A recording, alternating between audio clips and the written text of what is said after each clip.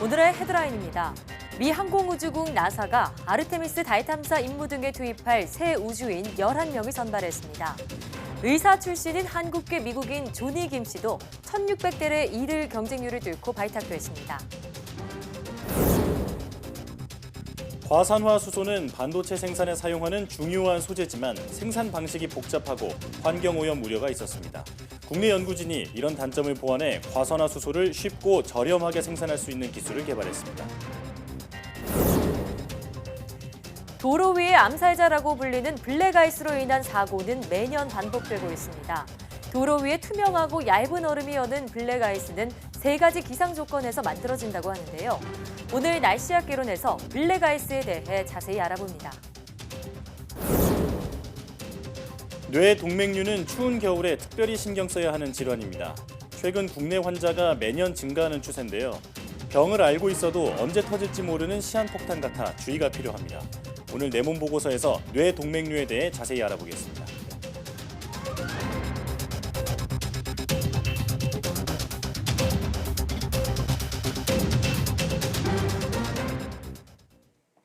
여러분 안녕하십니까? 사이언스 투데이입니다. 미 항공우주국 나사가 오는 2024년 아르테미스 달 탐사 임무 등에 투입할 새 우주인 11명을 선발했습니다. 여기에 1600대 1의 경쟁률을 뚫고 한국계 의사 출신 조니 김 씨가 포함되었습니다. 이성규 기자입니다.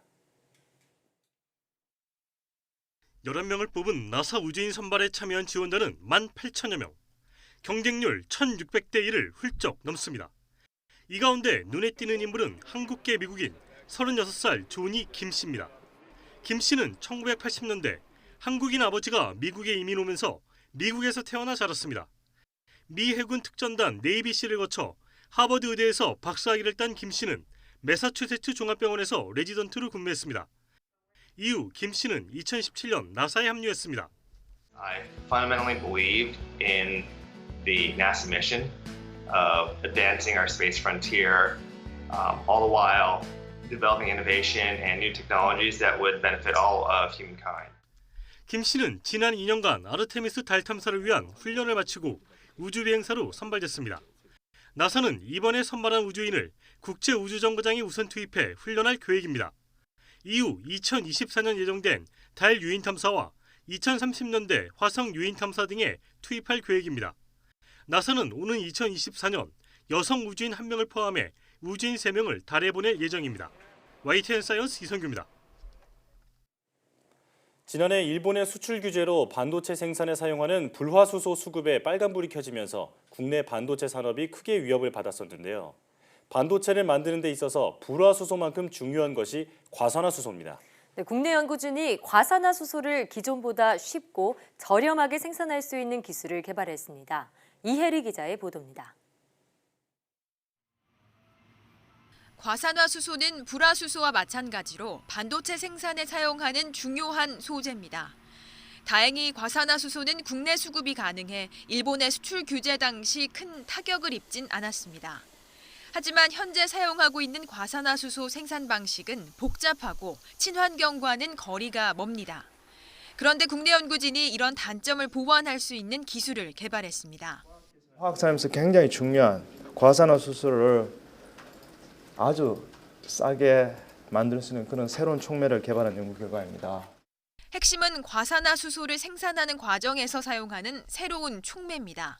산소가 녹아있는 물에 이 촉매를 넣고 전기를 가하면 과산화수소가 만들어지는 겁니다. 촉매 1kg으로 하루 340kg 이상의 과산화수소를 생산할 수 있습니다. 기존의 생산 방식보다 효율이 8배 이상 높습니다. 공정은 굉장히 간단하고 사용하는 촉매는 고체니까 고체 위에 액체와 기체를 흘리면서 과산화수소를 만드니까 이 촉매는 계속 다시 사용할 수 있습니다. 촉매 재료가 되는 코발트는 기존의 귀금속 촉매보다 저렴해 경제성이 높습니다. 또 부산물이 발생하지 않아 친환경적입니다. 연구팀은 실제 산업 현장에 이 기술이 적용될 수 있도록 상용화에 주력할 계획입니다. YTN 사이언스 이혜리입니다. 문재인 대통령이 기초과학 분야에 더 과감한 투자로 확실한 변화를 체감할 수 있도록 하겠다고 말했습니다.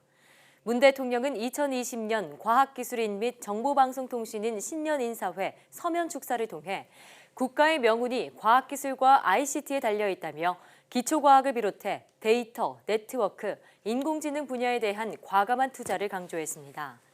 이번 신년인사회에는 최기영 과학기술정보통신부 장관을 비롯해 이공주 대통령 비서실 과학기술보좌관과 김명자 과총회장 등 과학기술 및 정보방송통신계 주요 인사 700여 명이 참석했습니다.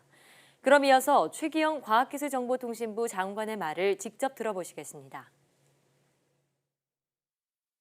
앞으로 10년 이공계의 역할이 매우 중요합니다.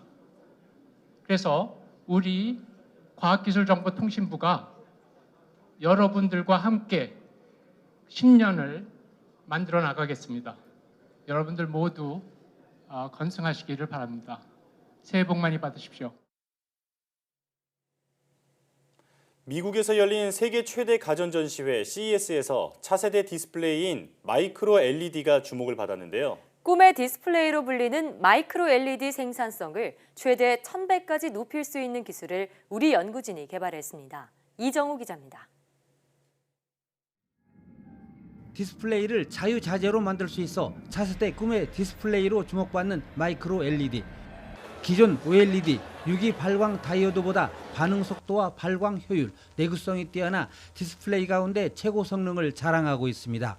무기물로서 제작이 되기 때문에 외부 환경 요인에 대해서 매우 안정적인 성격을 가지고 있습니다. 또한 매우 얇게 만들 수가 있고요.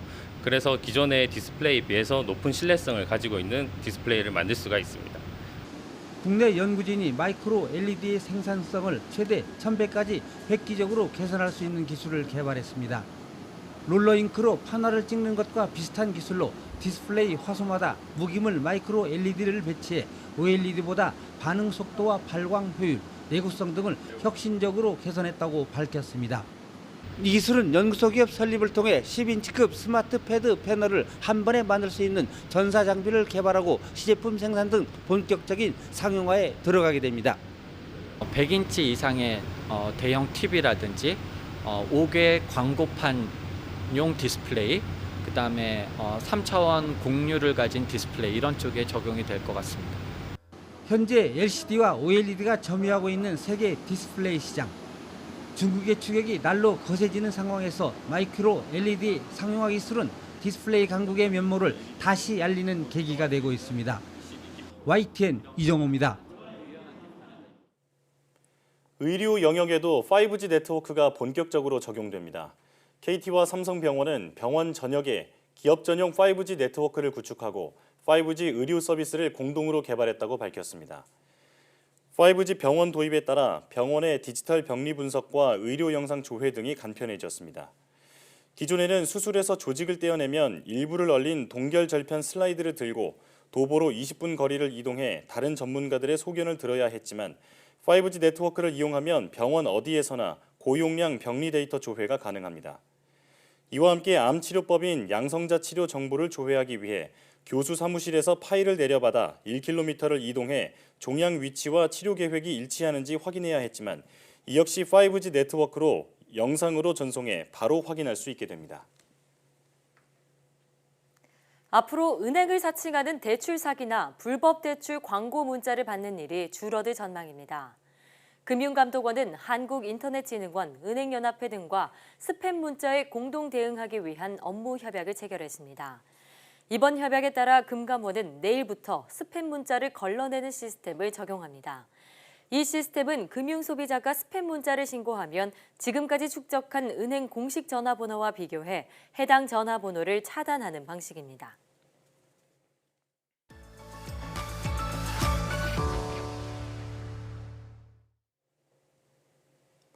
도로 위의 암살자라는 별명을 가지고 있는 기상현상이 있습니다. 블랙아이스라고 불리는 살얼음 현상인데요. 경찰청이 발표한 최근 5년간 겨울철 교통사고 통계에 따르면 블랙아이스로 인한 사망자는 706명으로 눈길 사고보다 4배나 많았다고 합니다. 네, 블랙아이스를 유발하는 원인은 무엇이며 대처 방법은 없을까요? 오늘 날씨학 개론에서는 블랙아이스에 대해 자세히 알아보겠습니다. K웨더 반기성 센터장과 함께합니다. 어서 오세요. 네, 안녕하세요. 네, 자, 지난달에 이어서요. 얼마 전에도 이 블랙아이스로 인한 대형 교통사고가 발생했습니다. 문제는 이런 사고들이 매년 반복이 된다는 점인데요. 우선 블랙아이스 어떤 기상현상 때문에 발생하나요? 블랙 아이스가 만들어지는 기상 조건은 크게 한 3가지 경우를 볼 수가 있습니다. 예. 가장 먼저 눈이 내렸다가 녹으면서 새벽에 얼어붙는 경우고요. 자, 이제 눈이 바로 얼어붙은 길은 하얘니까 잘 보이죠. 그래서 이제 우리가 보통 조심하게 되는데 눈이 녹아서 물이 되었다가 다시 얼어붙은 도로는 상당히 투명한 얇은 얼음입니다. 네. 그러니까 자동차에서 보면은 그냥 얼음으로 보여요.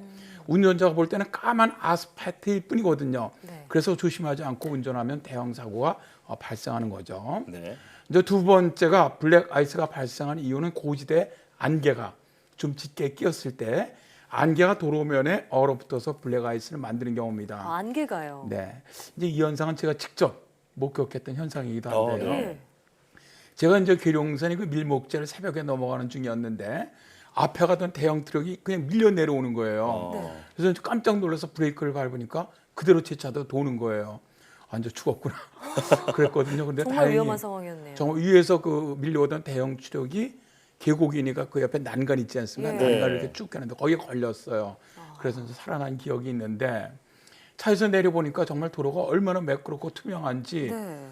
정말 이게 블랙 아이스구나 그걸 깨달았던 적이 있었습니다. 네, 정말 상상만 해도 정말 아찔한 상황인데요. 네. 저도 운전을 하다 보니까 가끔씩 도로가 예상치 못하게 미끄러운 경우가 간혹 있더라고요. 지금 두 가지를 말씀을 해주셨는데 이제 마지막으로 블랙아이스가 발생하는 기상현상 그 3번째 원인이 뭔가요? 블랙 아이스가 발생한 3번째 기상 현상이 어는 비입니다. 네. 어는 비요? 네네. 네. 이제 이게 통상 뭐 여기 대해서 아시는 분들은 많지 않은데 이 현상이 이제 블랙 아이스를 가장 많이 만들어내고 있는데 이것은 뭐냐면요. 비는 빗방울이 지표면 또는 비행 중에 항공기 등에 얼어붙는 비. 이걸 갖다 우리가 이제 어는 비라고 불러요.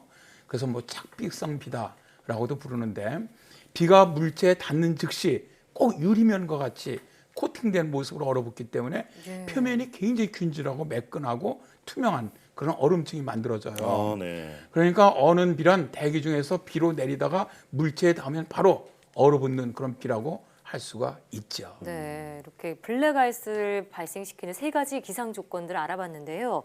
실제로 상주 영천고속도로나 또 합천에서 일어난 그런 블랙아이스로 인한 사고를 봤을 때 공통점이 있다고 하더라고요. 찾아보니까 사고 당시 기온이 영하 1도 안팎이었는데 눈이 아니라 비가 내렸다고 합니다. 보통 영하권으로 떨어지면 눈이 내려야지 정상 아닌가요? 실제로 당시 내린 당시는 이제 비로 내리지 않고 비로 내렸는데 눈이 아니라. 이거는 이제 영하권이더라도 대개 그 방출되는 잡열이 있기 때문에 네. 눈이 아니라 비가 내릴 경우가 있습니다. 예. 근데 이제 당시 내린 빗방울도 대개 높은 상공에서 생성됐을 당시에는 눈이었을 거예요. 아. 근데 이게 이제 떨어지는 중간에 따뜻한 공기층을 만나게 되면 녹거든요. 그래서 이제 비로 바뀌었던 건데요. 근데 지면 부근에서 이제 말씀하신 것처럼 영하권이었단 말입니다. 예. 그러다 보니까 기온이 다시 뚝 떨어지지 떨어졌죠. 않습니까? 그러니까 비가 떨어지다가 이제 비의 상태 그대로 일단은 하여튼 뭐 다시 눈으로 얼어붙을 시간은 없죠. 시간이 부족해서요. 네, 지표면 근처는 이제 춥지만 영하권이지만 그러니까 이제 그대로 땅에 떨어졌을 것으로 추정을 하는데 예. 이런 비는 이제 보통 비와는 다른 성질을 가져요. 온도가 섭씨 0도 이하긴 한데 얼지 않는 어떻게 보면 관행각 상태인 건데요. 예. 관행각 물방울은 약한 충격만 가해져도 즉시 얼음으로 바뀌는 특징을 가지고 있습니다. 네. 그래서 얼음 비가 잘 발생하는 지역은 지표면에 냉각이 쉽게 일어나는 곳, 그러니까 산악형 지역이라든가 주변이 산으로 둘러싸인 분지형 지역이라든가 또는 교량 이런 것들이 여기에 해당되는데요. 이런 얼음 비가 도로에 내려버리면 바로 얼어붙어서 살얼음을 만드는데 이것이 바로 우리가 부르는 블랙 아이스입니다. 그러니까 사실 이 겨울 아침 운전을 이런 지역으로 하시는 분들은 비나 눈이 내린 후 혹은 안개가 짙게 꼈을 경우에는 서행 운전하시는 것이 가장 좋습니다. 필수겠네요. 네. 마치 도로에 그 슬러시를 뿌려놓은 것처럼 미끄러울 것 같아요. 네. 그러니까 어는 비는 물체에 닿자마자 얼어붙는 성질이 있기 때문에 도로에 내리게 되면 도로가 바로 빙판길로 변한다라는 말씀이시군요. 예. 자, 그렇다면 어는 비는 어떻게 만들어지는 건지 궁금한데요. 일단 그 대기의 구조에 따른 강수성 강수 형태를 좀 설명해 드리도록 하겠습니다. 자, 그림을 보시면 검은색 실선은 영도이고요. 네. 이 선의 좌측에 공기가 있으면 영하권이고 우측에 있으면 영상권입니다. 예. 자, 파란색은 대기 기온선으로 지상부터 상층까지 공기의 온도 상태를 보여주죠. 우측 눈을 보면 말이죠. 대기 기온선이 지상부터 상층까지 전부 영하권에 위치해 있죠. 그러네요. 네. 이 경우에는 눈이 내립니다. 좌측이죠. 네, 그런데 이제 우측에서 두 번째 그림은 쌀하게 눈이 내리는 형태인데요. 대기 중층은 영상권이기 때문에 빗방울이 내리다가 지상 근처에서는 영하권으로 기온이 내려가는데 눈이 대기까지 층의 두께가 얇기 때문에 눈보다는 쌀랑 눈이 내리게 됩니다. 예. 우측에서 세 번째 그림이 바로 어는 비가 내리는 상태입니다. 쌀랑 눈과 비슷해 보이지만 영상권의 고도가 지상 근처까지 더 넓습니다. 지표 부근에 영하위층이 있지만 그 두께가 크지 않아요. 따라서 내리던 비는 쌀락비보다는 얼어붙지 못한 상태로 지면까지 떨어집니다. 그런데 이때 지표면의 경우는 영하거든요. 네. 따라서 지표면과 부딪힌 비는 바로 도로에 얼어붙게 되는 것이죠. 그렇군요. 이제 가장 좌측이 비가 내리는 형태로 지상부터 상층까지 영상권에 있어서 비가 내리는 형태입니다. 네. 사실 이제 올해 겨울도 보면 유난히 따뜻한 날씨 속에 눈 대신 비가 내린 날이 많았지 않습니까? 네. 전문가들은 이런 기후 변화가 향후 어느 비의 발생 가능성을 높일 수 있다. 이렇게 경고하고 있습니다. 예, 그 말은 이 블랙아이스의 또 가장 큰 원인이 되는 어는 비가 내리는 그런 이유가 기후 변화의 영향도 크다 이런 말씀이신데 이 어는 비는 그러면 우리가 예측을 할 수는 없나요? 이 어는 비는 특수한 기상 조건에서 또 이제 일부 지역에서만 발생을 하기 때문에 사실 이 어는 비 예측을 하기가 굉장히 어렵습니다. 네. 하지만 뭐 예측이 불가능한 것은 아니에요. 그렇군요. 실제로 뭐 과거 공항이나 도로 등에서 어는 비의 피해가 잦았던 미국 같은 경우는 예보를 현재 시행을 하고 있습니다. 이게 이제 한국기상학회 변희룡 명예회장의 논문에 따르면 미국 기상당국은 슈퍼컴퓨터 예측 모델로 계산해서 어는 비 발생 확률이 15% 이상만 나와도 발생할 것으로 간주를 해서 경계를 시작을 한다고 합니다.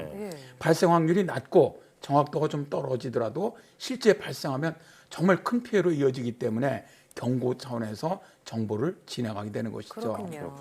우리나라 뭐 기상청도 현재 국립기상과학원 등을 통해서 예측 시스템 연구 용역을 진행하고 있는데 아직은 뭐 정확한 예보 시스템을 갖추고 있지는 못한 형편입니다. 네. 지금 미국의 경우는 유비무환의 그 정신으로 지금 대처를 하고 있는 것 같은데 우리도 서둘러서 예보 시스템을 갖추면 좋겠습니다.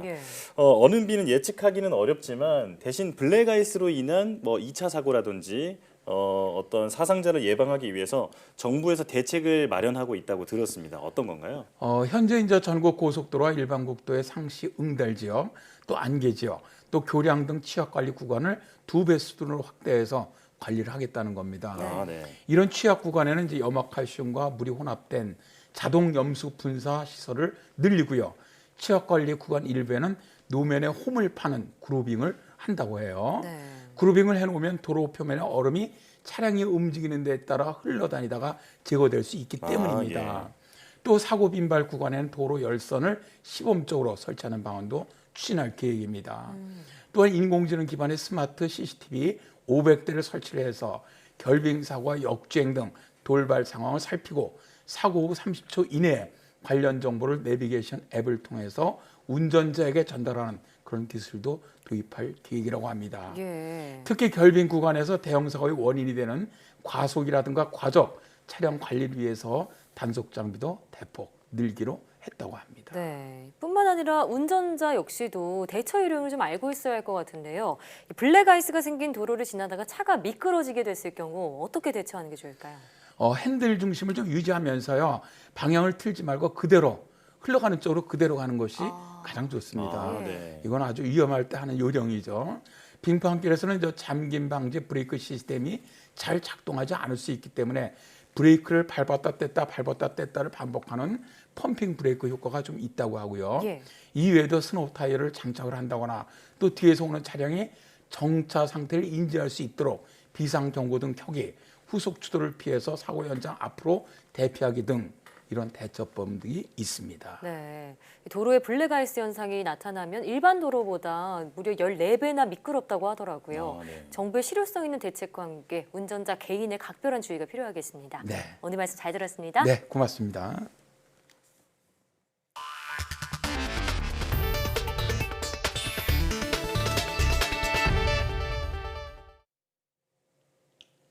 수질 개선 사업이 진행 중인 새만금호의 오염이 갈수록 심화하고 있다는 환경단체의 주장이 나왔습니다. 전북 녹색연합에 따르면 지난달 새만금호 13개 지점의 수질 평균값은 화학적 산소 요구량 COD 기준으로 리터당 9.7mg을 기록했습니다. 공업용수로도 사용하기 힘든 수질 6등급에 육박한 것입니다. 녹색연합은 이번 수질 측정 결과가 조사를 시작한 2005년 이후 최악이라고 설명했습니다. 녹색연합은 4조 원이 넘는 막대한 예산을 쏟아붓고도 수질은 계속 악화하고 있고 사업 실패가 명확하게 드러난 만큼 하루빨리 해수 유통 확대로 새만금 물관리 계획을 변경해야 한다고 주장했습니다. 중국 정부가 우한시에서 발생한 집단 폐렴의 원인을 신종 코로나 바이러스로 판정한 뒤 유전자 정보까지 공개하면서 전염에 대한 공포는 다소 누그러졌습니다. 하지만 중국의 다른 지역에서 또 다른 중증 폐렴 환자가 발생하는 등 여전히 불안한 상태가 계속되고 있습니다. 베이징에서 강성웅 특파원이 보도합니다. 중국 질병통제예방센터가 공개한 우한의 집단 폐렴을 일으킨 바이러스의 현미경 사진입니다. 원 주변에 작은 알갱이들이 둘러져 있는 왕관 모양의 신종 베타형 코로나 바이러스입니다. 국제 인플루엔자 유전자 데이터베이스 G사이드의 유전자 서열 정보도 모두 공개됐습니다.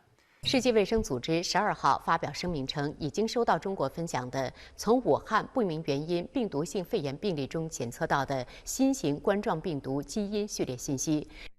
이로써 의심 환자들의 우한 폐렴 여부를 간단히 판정할 수 있게 돼 전염 공포는 줄었습니다. 세계보건기구도 이번 폐렴이 수산시장 한 곳에 국한돼 있고 사람 간 전염은 안 된다고 밝혔습니다.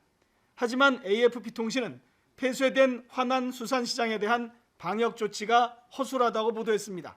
수산시장 건물의 일부 식당이 여전히 영업을 하고 있고 수산시장에 사람들도 드나들고 있다는 겁니다.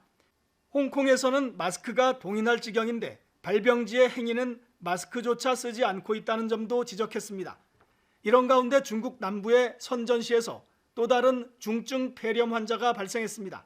선전시 보건당국은 환자가 중환자실에 입원해 있으며 우한 폐렴과는 관계가 없다고 밝혔습니다. 중국의 전염병 대응 능력이 개선되고는 있지만 춘제 대이동이 이미 시작된 데다 변종 바이러스의 출현도 안심할 수 없어서 불안감은 계속되고 있습니다. 베이징에서 YTN 강성웅입니다. 중국 우한 집단 폐렴의 원인으로 지목된 신종 코로나 바이러스가 태국에서도 확인됐습니다. 세계보건기구 WHO는 상황에 따라 긴급위원회를 소집할 가능성도 있다고 밝혔습니다. 보도에 조승희 기자입니다. 동남아시아 태국에서도 중국 우한에서 발생한 폐렴 원인인 신종 코로나 바이러스가 확인됐습니다. WHO는 성명을 통해 지난 8일 중국 우한에서 태국 방콕으로 입국한 한 관광객이 중국 우한에서 발생한 폐렴 증상을 보였다고 전했습니다. 이 환자는 현재 병원에 입원해 치료를 받고 있으며 상태는 호전되고 있다고 전했습니다. 중국 중부 우한과 남부 광둥성 선전에 이어 바이러스가 중국 국경을 넘어서자 세계보건기구도 바짝 긴장하고 있습니다. 세계보건기구는 중국을 넘어 다른 나라에서 사례가 확인될 가능성을 예상하지 못한 것은 아니라며 태국에서 확인됐다는 보고 이후 중국과 태국의 보건관리들과 긴밀히 협업하고 있다고 강조했습니다. WHO는 신종 코로나 바이러스의 발병 원인과 중간 숙주 등을 확인하기 위해선 첫 발병지인 중국에서 조사가 계속되는 것이 중요하다고 강조했습니다. 그러면서 신종 코로나 바이러스가 확산할 경우 사무총장이 직접 긴급위원회 회의를 소집할 수도 있다고 말했습니다.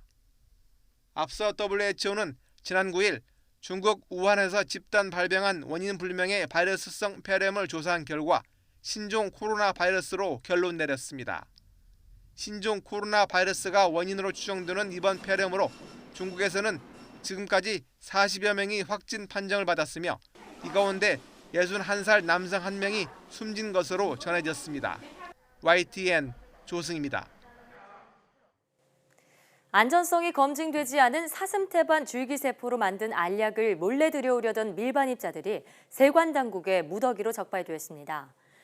관세청은 수입 통관이 보류된 사슴태반 줄기세포 알약을 밀반입하려고 시도한 175명에게 관세법 위반 혐의로 최대 850만 원의 벌금을 부과하는 통고 처분을 내렸다고 밝혔습니다.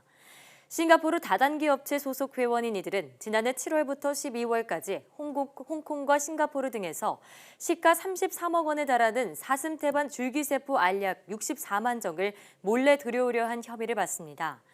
이들은 세관 검사를 피하기 위한 행동 수칙을 만들어 공유하고 단속에 걸릴 것을 대비해 실제보다 낮은 가격에 가짜 영수증을 준비하는 등 치밀하게 밀반입을 시도한 것으로 드러났습니다.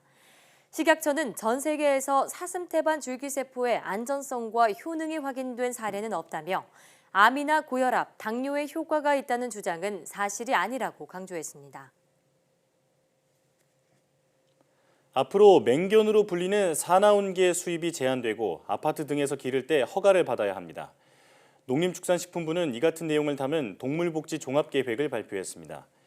사나운개 수입과 사육 기준을 강화한 것은 사람을 무는 사고가 끊이지 않고 있기 때문입니다.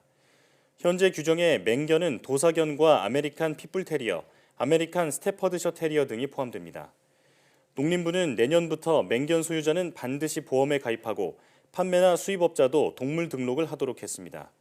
또 맹견 수입을 제한하고 아파트에서 맹견을 기를 때 허가를 받게 하는 방안도 추진하기로 했습니다. 사람들이 쳐놓은 그물에 걸려 지느러미 발을 잃고 움직이지 못하던 태국의 한 바다 거북이 의족을 부착하고 다시 헤엄칠 수 있게 됐습니다. 멸종 위기종인 올리브각시 바다거북 구디는 수년 전 태국 푸켓 바다에서 사람들이 쳐넣은 그물에 걸려 왼쪽 지느러미 발을 잃었습니다. 이후 해양생물보호구역으로 옮겨져 생활해 오다가 지난주 태국 최초로 인공 지느러미 발을 부착하게 됐습니다. 태국 환경보호당국과 쫄라롱권 대학연구팀은 각종 장애물로 상처를 입거나 다친 바다거북을 위한 인공삽입물을 개발해왔습니다. 의족 개발에 참여한 수의사는 구디가 훈련을 통해 기존 지느러미 발과 인공 지느러미 발을 이용해 방향을 트는 법을 배우고 있다고 설명했습니다.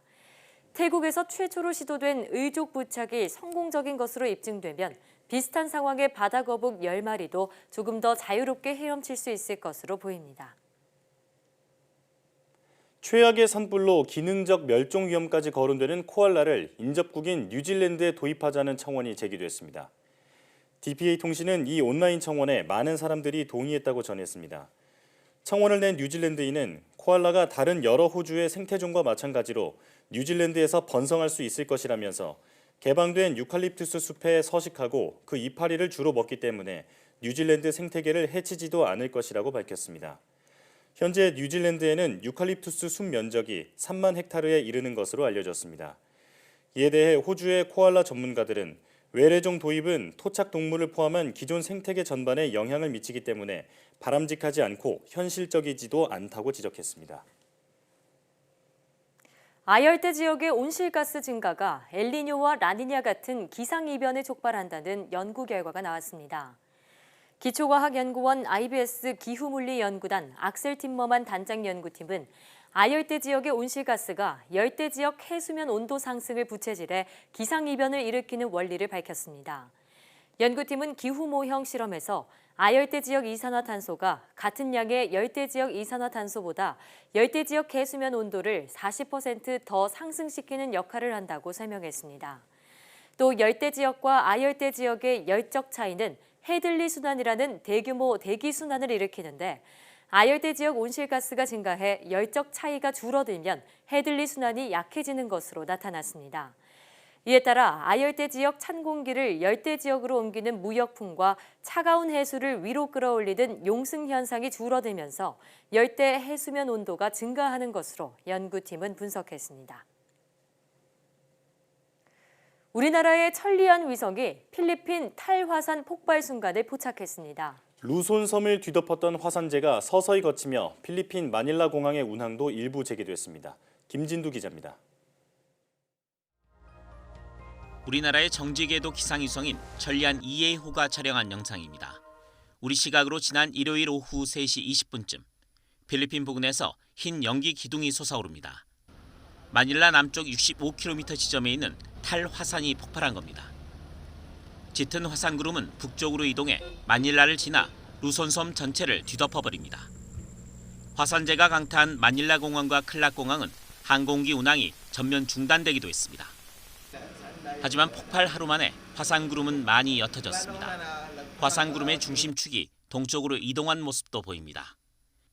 이 때문에 마닐라 공항의 항공기 운항도 부분 재개됐습니다.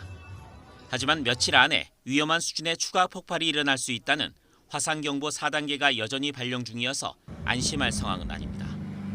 YTN 김인두입니다.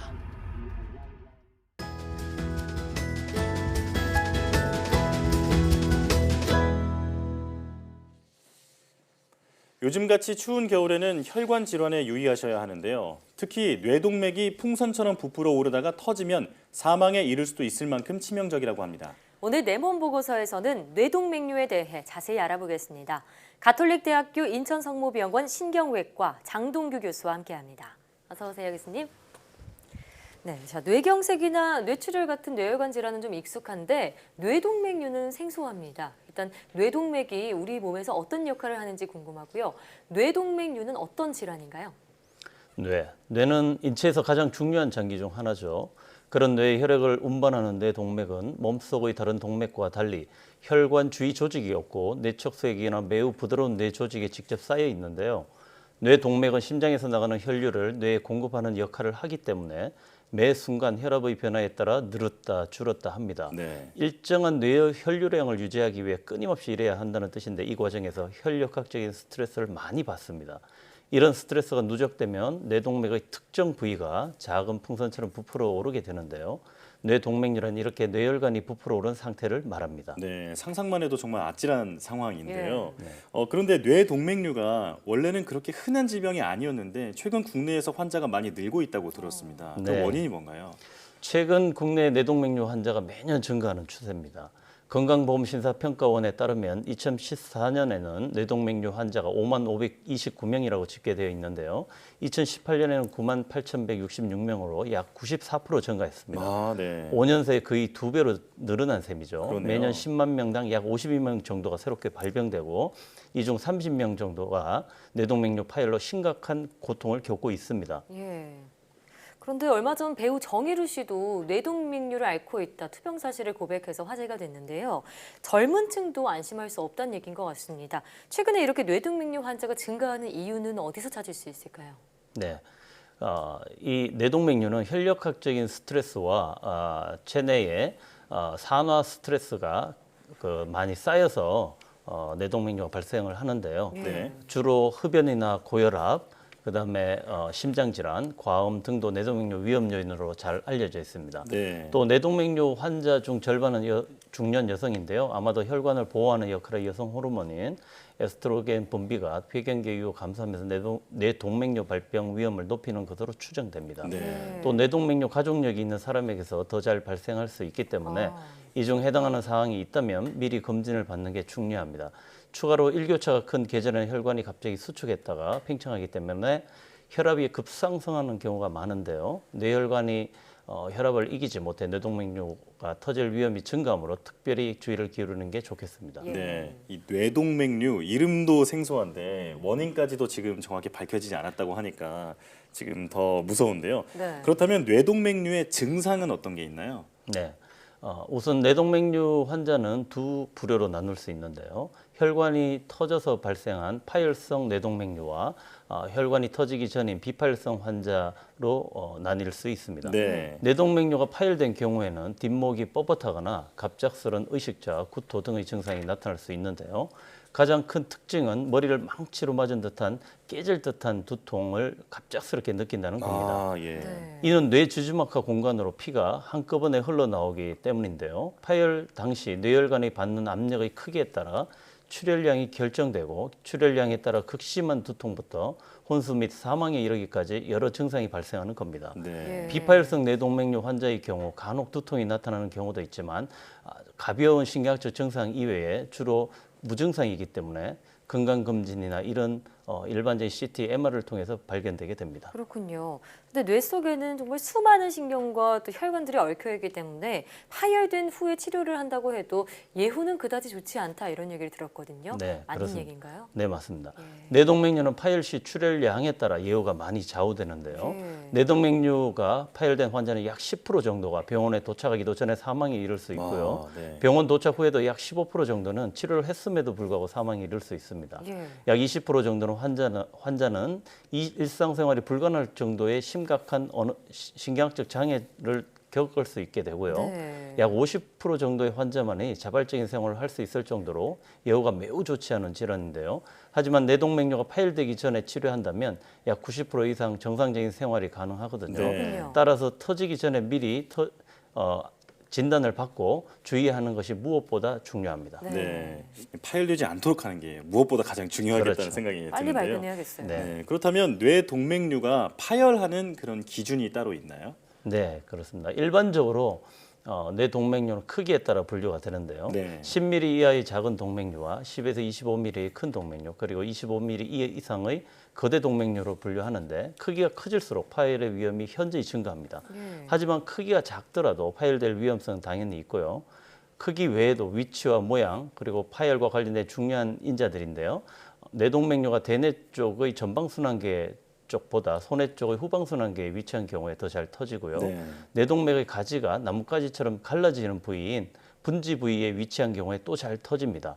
또 모양이 풍선껌처럼 일반적으로 이게 둥근 모양보다 불규칙하게 울퉁불퉁한 경우에 훨씬 더 잘 터진다고 알려져 있습니다. 네, 앞서 이 뇌동맥류 터지기 전에 빨리 발견해서 치료받는 게 좋다고 하셨는데, 그럼 이 뇌동맥류의 크기가 좀 작더라도 발견이 된다면 터지기 전이라면 바로 수술을 받는 게 좋은 건가요? 네, 뇌동맥류가 파열된 경우에는 반드시 치료가 필요합니다. 하지만 비파열성 뇌동맥류의 경우에는 뇌동맥류가 발견됐다고 해서 무조건 수술을 해야 하는 건 아니고요. 환자의 나이나 건강 상태 혹은 뇌동맥류 파열 위험성이나 위치, 모양, 개수, 크기 등 전체적인 상황을 고려해서 치료법을 정해야 합니다. 혹여 당장 치료해야 할 정도가 아니더라도 뇌동맥류의 모양이나 크기가 앞으로 어떻게 변하게 될지는 예측이 불가하기 때문에 정기적으로 뇌혈관 영상 검사를 통해 주기적으로 검사하는 게 중요하고요. 혹시 변화가 생겼다면 그에 맞춰 적절한 치료를 시행해야겠습니다. 그렇군요. 모든 병이 그렇지만 지속적으로 이 병의 그 어떤 증상을 살피는 것이 중요할 것 같습니다. 그렇다면 이제 치료법이 궁금한데 이 뇌동맥류의 치료법은 크게 두 가지로 나뉜다고 들었거든요. 어떤 것이 있는 건가요? 일반적으로 뇌동맥류 수술법은 크게 재출혈을 막는 게 목적이기 때문에 두개골을 열고 하는 개도술 및 클립 결찰술과 혈관 내로 하는 코일 색전술로 나뉘는데요. 클립 결찰술은 두개골을 절개해서 부풀어 오른 동맥류 입구를 클립으로 결찰해 혈류가 뇌동맥류 안으로 유입되는 것을 차단하는 겁니다. 반면 코일 색전술은 머리를 절개하지 않고 사타구니의 대퇴동맥을 통해서 뇌동맥에 가느다란 도관을 넣어서 뇌동맥류 내부를 백금 등으로 만들어진 특수 코일로 채워 넣는 방법인데요. 혈류의 유입을 차단해서 둘 중 이런 두 가지 방법 중에 어떤 방법으로 치료를 할 건지는 동맥류의 모양과 위치 등에 따라 달라지므로 뇌혈관 전문의와 상담을 통해 결정하는 것이 좋습니다. 그렇군요. 그렇지만 뇌동맥 파열이 된 경우에는 수술을 받더라고 해도 예후가 좋지 않다고 하셨기 때문에 아무래도 미리미리 예방을 하는 게 좋을 것 같거든요. 어떤 방법들이 있을까요? 네. 예방은 채소나 과일, 견과류 및 생선 등 몸에 좋은 음식을 자주 섭취하는 게 좋고요. 특히 비타민 C나 E 등 항산화제를 적정량 섭취해 주는 게 산화 스트레스를 줄이는 방법입니다. 특히 고혈압이나 흡연 및 음주는 뇌동맥류 파열의 위험성을 증가시키기 때문에 철저한 관리와 정기적인 검진이 필요합니다. 마지막으로 뇌동맥류를 진단받았거나 가족력이 있는 경우 혹은 극심한 두통이 있는 경우는 즉시 전문의를 찾아 정확한 진단 및 치료법에 대해 상담을 받고 적절한 치료를 받는 것이 뇌동맥류 파열을 예방하고 극복하는 지름길이라 할 수 있겠습니다. 네, 오늘 좀 생소한 질병인 뇌동맥류에 대해서 들어봤는데요. 사실 지금 예방법을 말씀해 주셨는데 대부분은 우리가 흔히 알고 있는 건강관리법이랑 겹치는 것 같아요.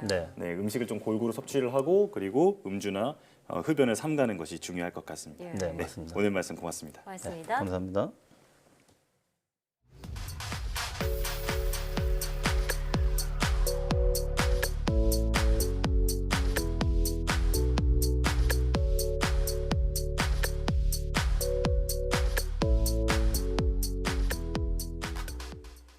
고속도로에서 사고가 나면 어떻게 대처해야 할까요? 2차 사고를 막기 위해선 사고 직후 대처법을 반드시 알아두어야 합니다. 가장 중요한 것은 서둘러 안전지대로 몸을 피하는 건데요. 만약 차가 멈췄다면 차량 후방에 안전삼각대를 설치하고 대피해야 합니다. 이후 한국도로공사 콜센터로 전화하면 비상견인 조치를 받을 수 있습니다. 하지만 무엇보다 사고가 일어나지 않도록 안전운전하시는 게 중요하겠죠? 사이언스 투데이 저희는 여기서 인사드리겠습니다. 함께해 주신 여러분 고맙습니다.